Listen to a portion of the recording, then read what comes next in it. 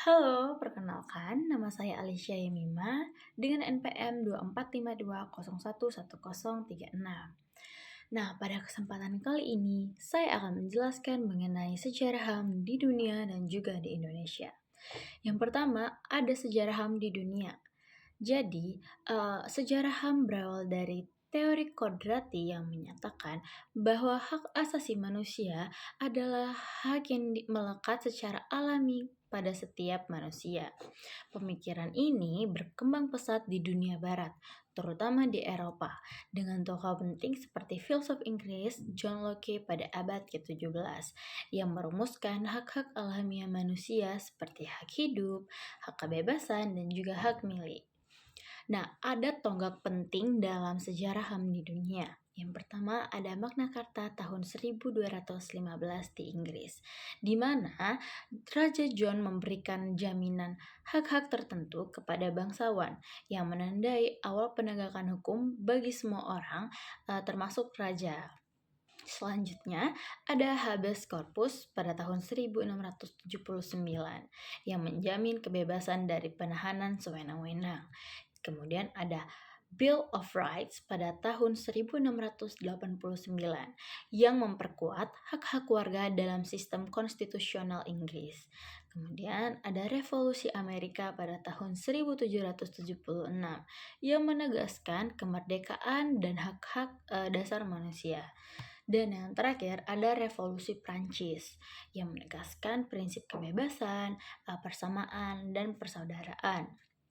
Nah, peristiwa-peristiwa dunia seperti pelarangan perbudakan Traktat Paris 1814, Konvensi Liga Bangsa-Bangsa 1926, serta Perang Dunia yang menjadi pendorong lahirnya Deklarasi Universal Hak Asasi Manusia atau DUHAM pada 10 Desember 1948 yang mengakui hak-hak dasar manusia secara global.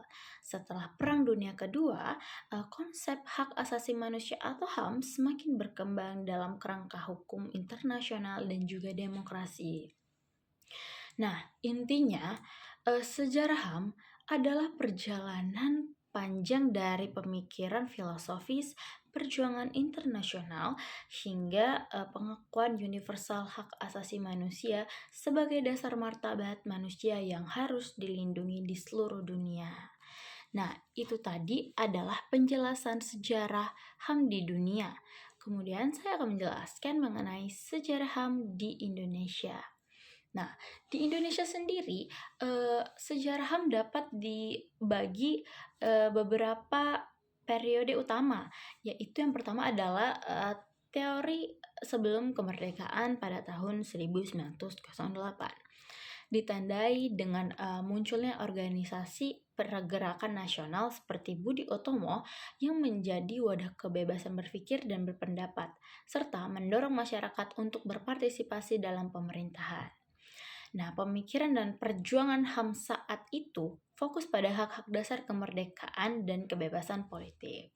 Kemudian, pada periode setelah kemerdekaan tahun 1945, HAM mulai diatur dalam hukum konstitusi Indonesia, yaitu UUD 1945 yang mengakui kebebasan berserikat dan mengemukakan pendapat. Nah, komitmen terhadap HAM diperkuat melalui maklumat pemerintah 1 November 1945.